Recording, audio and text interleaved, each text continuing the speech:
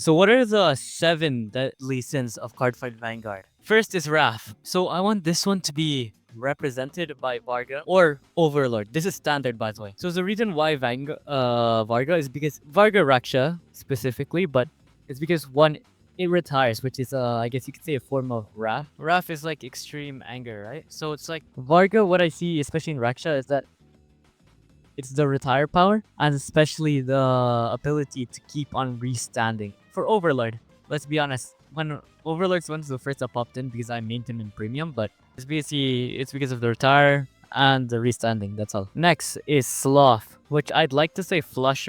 This one was really hard, but I'd like to say that one promo, Flush Blush Frostalia from Lyrical Monasterio, because let's say the Vanguard could be very hardworking, but the units could be very slothful, right? So the reason why I chose her is because the deck is basically vanilla except for her and a few orders. It is don't get me wrong, like Frostalia is probably a hard worker in her own right, but she chooses vanilla cards of all of the things, and that makes the cards slothful, I guess, you know? Next is Greed, which this is pretty obvious. It's great on. The reason why is because it even hurts its own allies. It stuffs them into the soul just for its own power. Next is Envy. I would say Seraph, but an honorable mention is Levy Dress.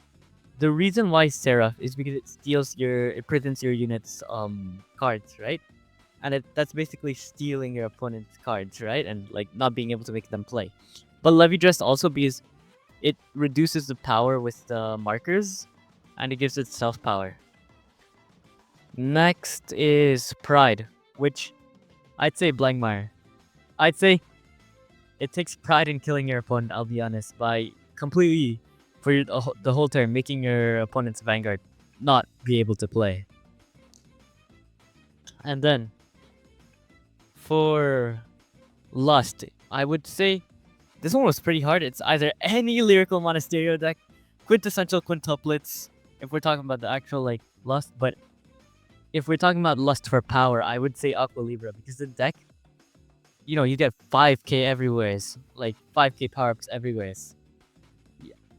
I guess you could say some other power-hungry decks, like Dayusha and whatnot, but next is Gluttony, which I'd say is Borrow Magnus, because it just keeps stuffing cards into its soul. I'd say it's one of the, in my opinion, one of the cards in Dark States that just keeps on stuffing itself with soul.